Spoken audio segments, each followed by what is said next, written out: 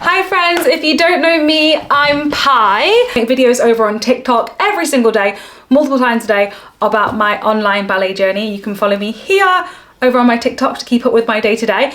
However, I have been doing adult ballet for a year now, and if you want to get into it, this is the video for you, and if you want to learn more about it, then continue to watch.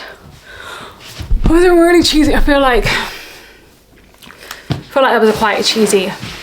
Felt like that was quite a cheesy introduction, so I'm sorry. I'm just gonna grab my ballet bag and organize it whilst we chat. This is my bag, by the way, it's so cute. So first of all, do you need to know anything about ballet before you start? No, I went into ballet completely blind. I have no history of dance whatsoever. The only thing that I did was lift a few weights at the gym, and that's honestly all I've ever done before starting. Is it hard? Yes, it's super hard, and don't go in there expecting it to be easy, because it absolutely won't be. I was a little bit humbled when I started because I thought, oh yeah, I'm going to be so strong because of the gym. No, ballet uses a lot of like intrinsic muscles that are inside that you don't actually hit whilst you're doing gym things. So that was really interesting to learn. First of all, how are you going to find a class? So you're going to look online and you're going to type in adult ballet classes, and you're going to find a different kind of class. So for me, I wanted a teacher who was very, very serious about adult students, and I'm luckily, thank God, I have got a professional ballet dancer who danced at the Mariinsky Theatre, who is Van Gogh trained, and I am honestly in awe of her. I'm so lucky. She was the first person I ever found. Depending on the skill and experience, you're going to have teachers that are more expensive and a little more cheaper. And again, that's what's going to happen. If you want to do it for funsies and a little bit of fun, I would suggest just rocking up to an open class, beginner open class, absolute beginner open class, because some classes will say beginner and they're not. So you're going to be wanting to look at fully absolute beginner classes and learn the basics. So there's some classes that will teach you everything from how to plie, all the ballet terms, how to move your hands correctly, your head positions, and it's going to be very detailed, and it's going to be slow, and you need to learn slowly. So that's what I would suggest, absolute beginner. If you have more money, I would suggest getting one-to-one classes. So I did one-to-one classes for approximately 9 months before I started to go to class. So I do a mixture of one-to-one classes, which will help you excel faster, and then I join the classes, because it is intimidating to go into a class. I struggle with human interaction. So for me, I had my one-to-ones, which are so helpful and technical, and they will teach you things that you wouldn't learn in class because you get that personal one-to-one attention. So all you do, Google it, find adult classes and choose the class, ring them up and say, if you know something about ballet, if you've had experience, explain it to them, and they'll say you can be in this level. So on top of that, I've also since then tried a few more extra classes. So my teacher doesn't teach on the weekends and Fridays. I then started to join another class. And what I did notice is some teachers won't correct you. So it's really important in ballet class that you listen to your teacher, because she's going to correct you, and being corrected is good. Don't be upset if your teacher says, turn out more, hands down, chin up. You know, don't be offended. That's good. It means your teacher believes in you, sees potential, and she's serious about adult ballet dancers. But unfortunately, I went to a class and the teacher didn't give any corrections, and it was more of a class for fun, which is fine, but I'm there to be a good dancer and learn. So you have to pick classes on what you want. If you just want fun, then go to something more casual, and it's just, you know, a little bit of a workout, some socialization. But if you do want to really learn ballet, I would suggest one-to-ones and classes where your teacher is serious about adult dancers. Okay, so what are you going to wear? I would suggest just wearing some sports clothes and getting some ballet flats. Simple as that. Ballet flats, leggings, and a top. You're going to want to have your hair up. I plait my hair in the middle, or I wear it to the side. And just wear what you've got. When you then decide, oh yeah, I love this, woo, get yourself some tights, a leotard, some shorts, some warm-ups, and some leg warmers, like everything that you need, some little socks, bobbles, you know, things that you may need, and then you're gonna go crazy. Honestly, you're gonna love it. You're gonna be like, everything's so cute, and get things that you're comfortable with. I wear all sorts of things. I wear big Adidas shorts, stripy tops, clothes like this, and then I wear pink leotards. I don't really wear skirts, but you can. I want to try and wear some more skirts because they're so cute. I'm doing a performance this year, so I have got a practice tutor. You'll see in my vlog that's going to be either up before this or after this, I'm not quite sure. So you're going to accumulate a lot of things. I would suggest Vinted for leotards, boleros, anything like that if you want to save money. But I would suggest going to get your ballet shoes fitted. Don't buy them online. You don't want baggy ballet shoes. You want them to fit. So go into the shop and try them. Block London is really good. The people are so lovely there, honestly. So maybe go and check them out. What I will say is that if you want to improve, you're gonna have to put in the work outside of the classroom. Don't ever think you can do one ballet class a week and improve massively, because I was humbled and I quickly realized that I need to do work outside of the class. So I do about 1 to 2 hours a day training outside the class. Luckily I have that time, not everyone else does, but if you can find half an hour today to do calf raises, to roll out, to work on your arms, to do some center work, to do turnout work, you're gonna have to do that. You're gonna have to find time on the weekend to work on your turnout, to work on your back strength. Well, there's simple exercises that you can do for your back, like this at home, and you can put your feet under the sofa like this and simply like lift up like that, hold like that. There's so many things that you can do with body weight, but if I was to give anyone advice on a budget, I'll do a separate video of all the things that I use for cross training at home. I would say TheraBands are your best friend. You can do so much with these.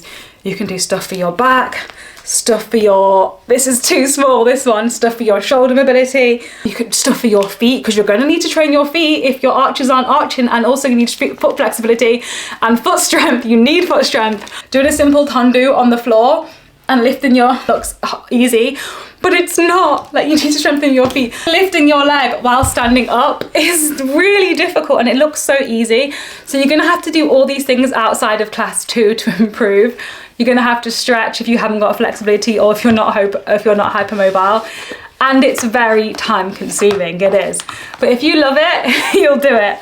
Also, I would suggest writing notes. Every time after class, I will listen to my teacher, taking everything she said, and if it's a class and the corrections definitely apply to me, or I think, yeah, you know, I need to work on that, which most of the time I do, I'll write it in here. I just did my variation training today with my teacher. It was a one-to-one. There's quite a lot of things.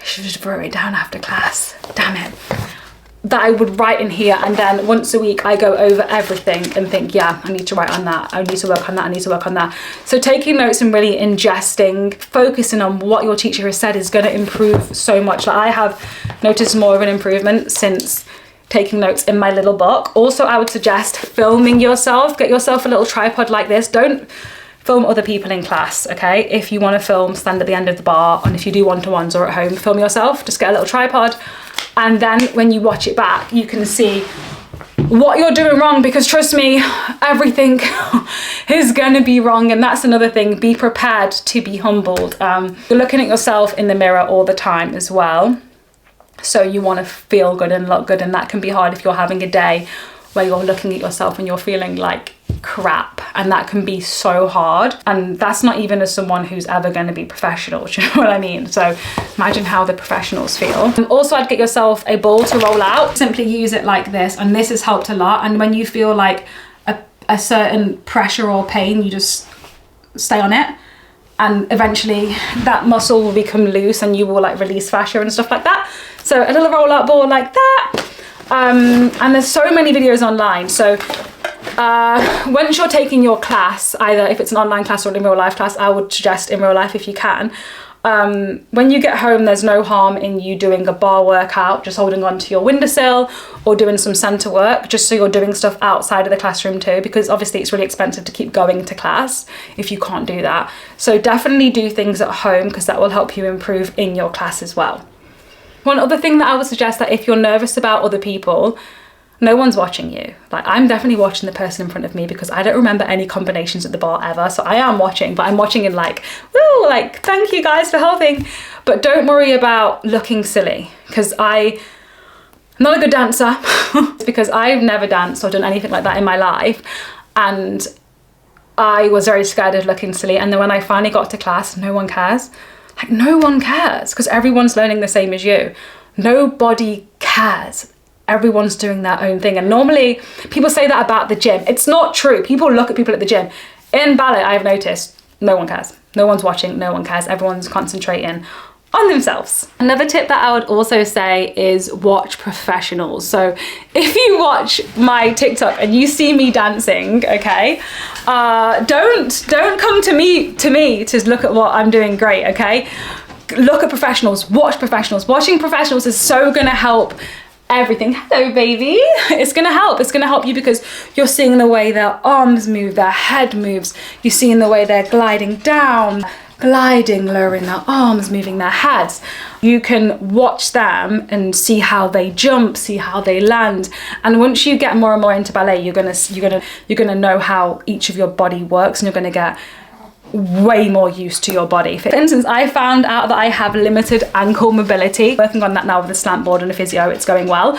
And I would have never known that if I did ballet. So yeah, watch professionals. That's gonna help you so much. If you can go see ballet in real life, try. It does help. I remember once I was on the plane and I watched a 1.5 hour bar from a professional ballet company. I went into class and I had quite a good class. Like I'm not great by any means, but I could feel that I was really working my foot differently, because see what my teacher was explaining me by watching my teacher, who is professional, and then watching professionals online as well. So that's really helpful. The item of clothing I would suggest is leg warmers.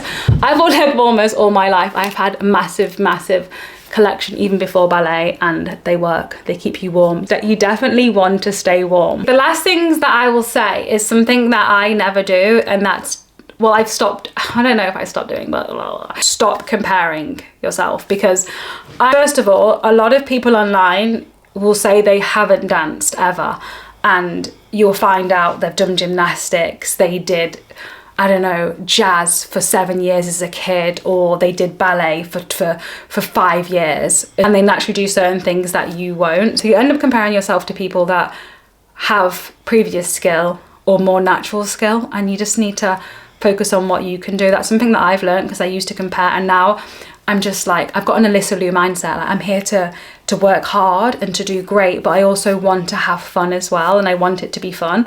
I find learning so fun. If you don't find learning fun, you won't like this, but I love to learn. It really makes me happy. So just try not to compare yourself, because you're on your own journey. Don't expect fast growth. I expected to be doing 5 pirouettes in one after 4 months. Couldn't do one, could I? Because you end up having to learn the foundations first. You can't just jump into something, you know, you need to work on your ankle strength and all of that. So that's the final tip that I'll give you.